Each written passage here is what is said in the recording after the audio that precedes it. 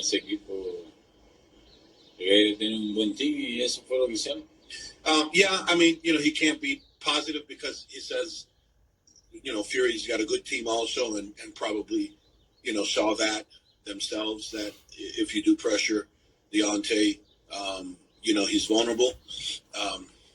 A dangerous game plan, nonetheless, but, it's probably the only game plan that you can really do with Deontay is that. So, he's, thinks that possibly he did that, but, is not 100% sure if in fact, he set the blueprint. Those are some of the words and translated words from Luis King Kong Ortiz. They asked him a good question on the fact that Ortiz was the only guy pretty much that, not the only guy, I can't say that, but he was one of the guys that was the most successful in beating Wilder round after round until getting stopped both fights. And the question was, did Luis Ortiz's performance give any motivation to anybody else, or give the game plan to Tyson Fury's team to know what they're going to do following in their rematch with Wilder? Well, Luis Ortiz, he first said, claro que sí. I think it is. It's a dangerous one, but I'm not 100% sure because of the team that Fury has behind him. So he didn't really pull it's my fault. I set the blueprint. I did that, because even if you did that, you still didn't achieve that. You still got knocked out. But he didn't do that, which I could respect about Luis Ortiz. He didn't claim victory or claim this over something, but possibly. And possibly so. See, a lot of people are looking for so many excuses, the so-called Wilder fans, so they're really ignoring what possibly happened with Wilder. What definitely happened with Wilder. Tyson Fury decided not to stay on his back foot.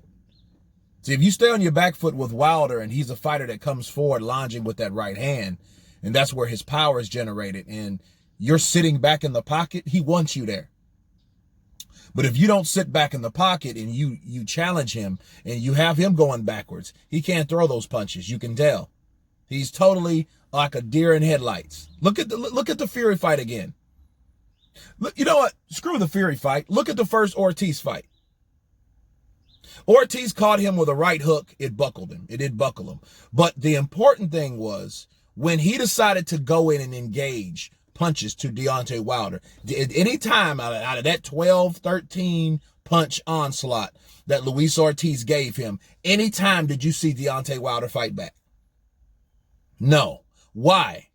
Because the man was going backwards. Deontay Wilder cannot fight going backwards. Okay, the only thing he knows is forward. He knows going forward and taking punches until he gets his punch off going forward.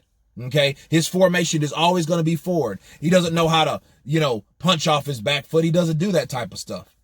Now, he did lean off the ropes and catch Ortiz, but I think that was a rare time. Not a lucky punch, but a rare time for Deontay. That's something that he doesn't normally practice. And that's on top of being in a round where Luis Ortiz had pretty much punched himself out because he did all he could do. But it shows the toughness of Wilder again because he was able to take that. But the problem was he took those punches without giving anything back. So there may be a possibility that Deontay Wilder was exposed. Okay, he was exposed in a lot of fights, but the main blueprint is to get the man going backwards. So that means you have to press the attack. Now, can you get hit like Spilka or like Luis Ortiz in the second fight? Yes, you can. Or like Luis Ortiz in the first fight? Yes, you can. But you still have to make a risk because sitting back in the pocket is not smart. You're talking about a fighter that's tall, has good reach, has good speed, that fights tall again, right? He sees everything. And then one thing he wants to capitalize on, where and when can I land my right hand? Okay, and he was able to do that. It's simple. It's almost like spamming if you're a gamer and you like fighting games. It's not how many different moves you know. It's that one move that you know that could hurt that fighter or could take that fighter out. That's Deontay Wilder.